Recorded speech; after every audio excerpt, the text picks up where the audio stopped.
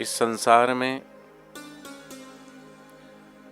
कोई अगर परम स्नेही और सच्चे हितैषी अगर कोई है तो वो ब्रह्मज्ञानी सच्चे सद्गुरु ही हो सकते हैं, जो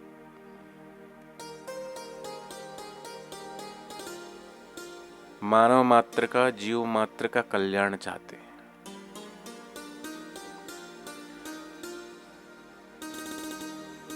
हित तो माता पिता भी बच्चों का चाहते हैं, लेकिन माता पिता का जो स्नेह है बच्चों के प्रति, उसमें प्रेम कम मोह ज्यादा है। और जहाँ मोह है, मोह सकल व्याधिन कर मूला, ताते उपजे पुनि भवसूला। माता पिता बच्चों को एजुकेशन दिलवा सकते हैं, अच्छी सुख सुविधाएं दे सकते हैं,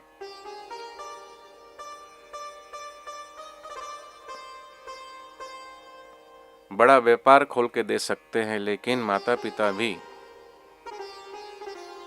मुक्ति नहीं दिला सकते जन्म और मरण से, क्योंकि सबसे बड़ा रोग है जन्म और मृत्यु का भव रोग। इसलिए वास्तविक कल्याण तो माता पिता के द्वारा भी बच्चों का नहीं हो सकता। मोह सकल व्याधिन कर मूला, ताते उपजे पुनि भवसूला। क्योंकि बार बार जन्मना और बार बार मरना, और ये श्रृंखला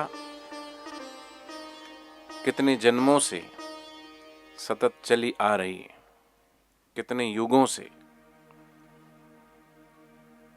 से भटका हूं, कहां कहां अटका हूं, अब पार लगा दो गुरुवर, अब पार लगा दो और गुरुवर। तो सद्गुरु ही हैं जो वास्तविक कल्याण चाहते हैं। खूब कमाया इस जग में आकर, क्या हीरे क्या मोती, पर अंत समय तो सब यहीं छूट जाना है। देह, गेह, धन, राज, जो कुछ भी प्राप्त है, जो शरीर से संबंध रखते हैं वो भी छूट जाएंगे, संबंधी भी छूट जाएंगे, धन भी छूट जाएगा, पद भी छूट जाएगा। लेकिन बापूजी जो ज्ञान दे रहे हैं वो शाश्वत खजाना है, और जिसको मृत्यु भी नहीं छुड़ा सकती। हमने अपने भीतर की चेतना का कितना विकास किया। बाहर का विकास तो हर माँ बाप बोलते बेटा पढ़ ले, अच्छा पढ़ेगा तो अच्छी नौकरी लग जाएगी, अच्छी नौकरी लगेगी तो अच्छी जॉब से अच्छा पैसा मिल जाएगा। लेकिन पैसा भी मिल गया और अच्छी सुख सुविधाएं भी अगर उसने एकत्रित कर लिया तो वो सुख सुविधाएं शरीर को सुख देगी, लेकिन शरीर की सुख सुविधाओं से आत्मिक सुख का कोई संबंध नहीं है।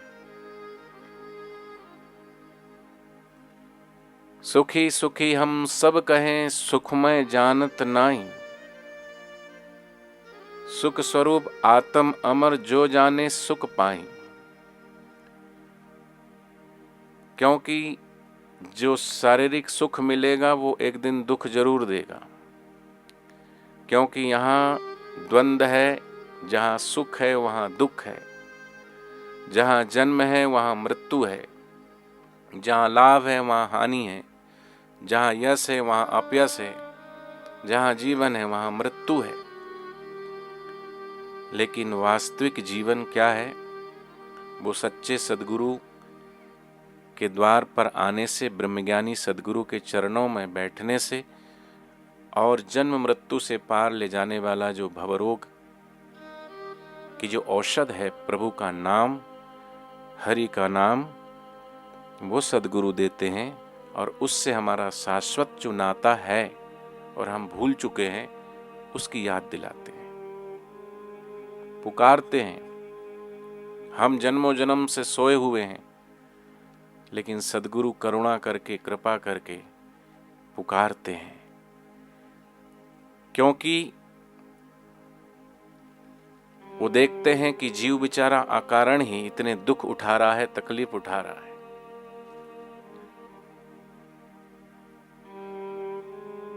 तो अहेतु की करुणा कृपा करके गुरुदेव जीव मात्र का कल्याण चाहते हैं। और ब्रह्मज्ञानी महापुरुष होते हैं वो ऐसा नहीं कि एक जाति वाले के होते हैं या एक जाति वाले का कल्याण चाहते हैं। पार्टी वाला तो अपनी पार्टी के लोग हैं तो अपनी पार्टी के बारे में सोचेगा, कोई एक जाति वाला होगा तो अपनी जाति वाले को प्रमोट करेगा। प्रधानमंत्री होगा तो अपने देश के बारे में सोचेगा, राष्ट्रपति होगा तो सिर्फ अपने देश के बारे में सोचेगा। लेकिन ब्रह्मज्ञानी महापुरुष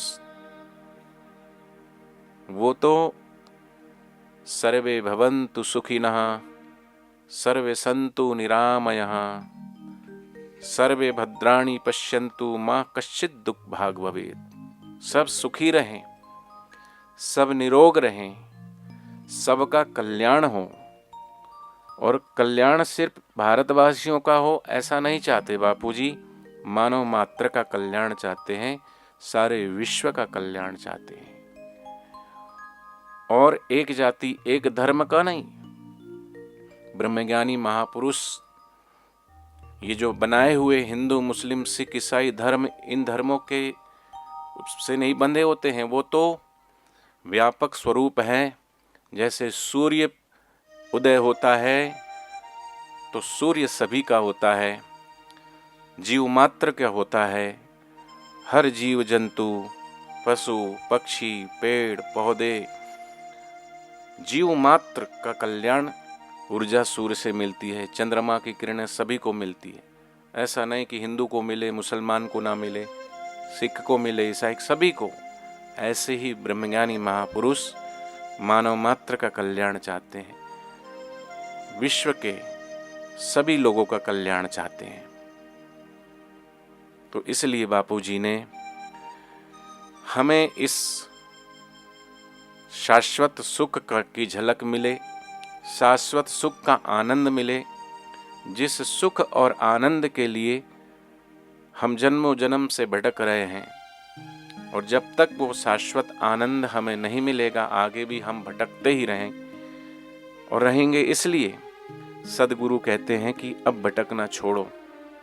युगों युगों तक भटके हो, कहाँ कहाँ अटके हो, किन किन माताओं के शरीर में, किन किन पिताओं के शरीर से गिरे हो, लेकिन अब और नहीं, अब विराम लगाओ।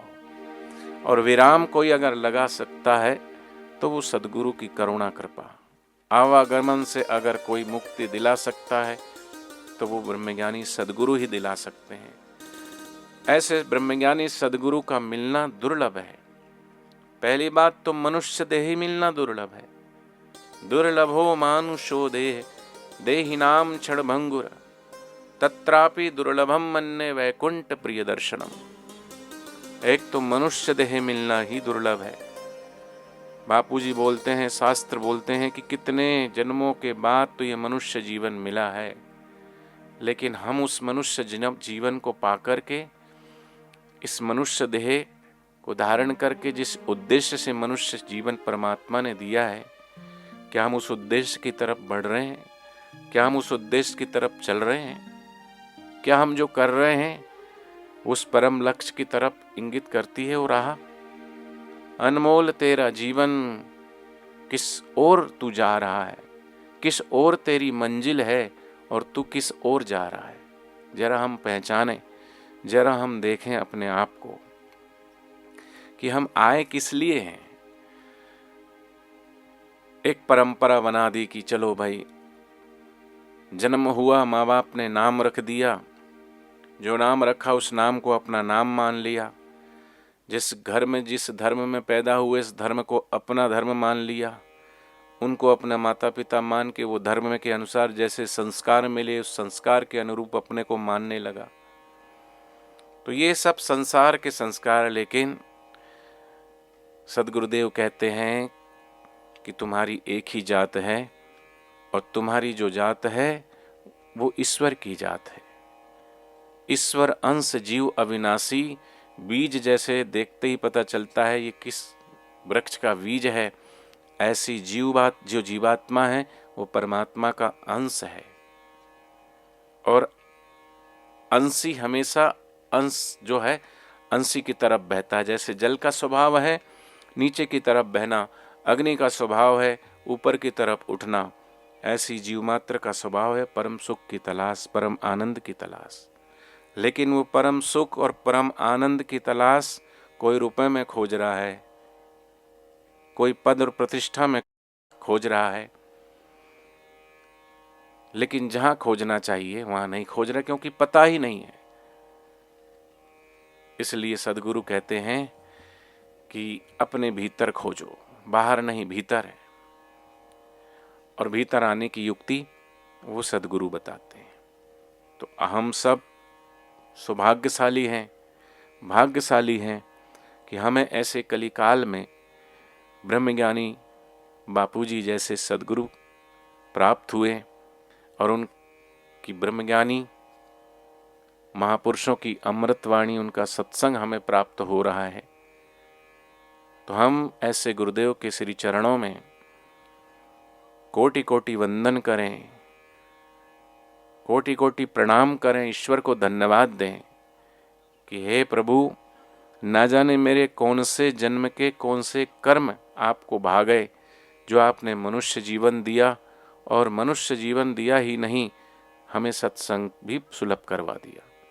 क्योंकि सत्संग मिलना ये महान पुण्यों का फल है। बापूजी बोलते हैं सत्संग मिल जाए उसको तो वो महान पुण्यों का फल है, और जिसको सत्संग ना मिले वो महान पापों का फल है।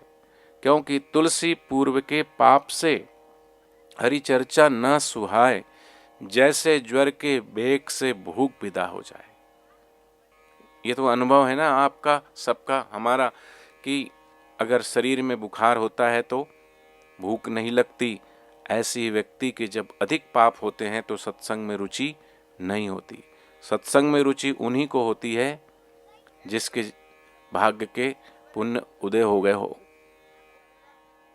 नहीं तो सुतदारा और संपत्ति ये तो पापी को भी होए, घर घर होए, लेकिन संत समागम हरि कथा तुलसी दुर्लभ तोए। दो चीज दुर्लभ है, एक तो सत्संग और दूसरा संतों का समागम। सत्संग में पहुंचना कोई साधारण बात नहीं है। कई जन्मों के पुण्य होते हैं तब ब्रह्मज्ञानी महापुरुष के दर्शन और सत्संग मिलता है। माता पिता तो जन्म दे देते हैं, लेकिन जन्म मृत्यु से पार हमें लेके नहीं जा सकते। ज्ञानदाता तो सद्गुरु है। वास्तव में एक जन्म तो माता पिता के शरीर के द्वारा शरीर का ही हुआ है, लेकिन कहते हैं आत्मा का जन्म उस दिन होता है जिस दिन सद्गुरु से उसे दीक्षा प्राप्त होती है। इसलिए माता पिता ने जन्म दिया, पर गुरु ने जीने की कला सिखाई। ज्ञान, चरित्र और संस्कारों की शिक्षा हम जो पाते हैं वो गुरु से ही पाते हैं। बापूजी ने उच्च संस्कार मिले बचपन से ही, इसलिए बच्चों के लिए 7 साल से 14 साल की उम्र और 14 साल से 21 साल तक की उम्र अलग अलग सिलेबस के द्वारा बच्चों का शारीरिक, मानसिक और बौद्धिक हर प्रकार का विकास हो, उसके लिए बापूजी ने बाल संस्कार केंद्र खुलवाए। युवाओं के लिए युवा सेवा संघ का निर्माण करवाए कि हमारे जो बच्चे हैं वो बचपन से ही संस्कार उनमें पड़े। क्योंकि आजकल देखा जा रहा है कि संस्कार तो मिल नहीं रहे हैं, कुसंस्कार टीवी के माध्यम से, चलचित्रों के माध्यम से, मोबाइल के माध्यम से मिल रहा है। तो सद्गुरु हमें चरित्रवान बनाना चाहते हैं, हमारा सर्वांगी विकास देखना चाहते हैं, तो वो ब्रह्मज्ञानी महापुरुष की दीक्षा से और उनके संस्कारों के द्वारा ही हम महान बन सकते हैं।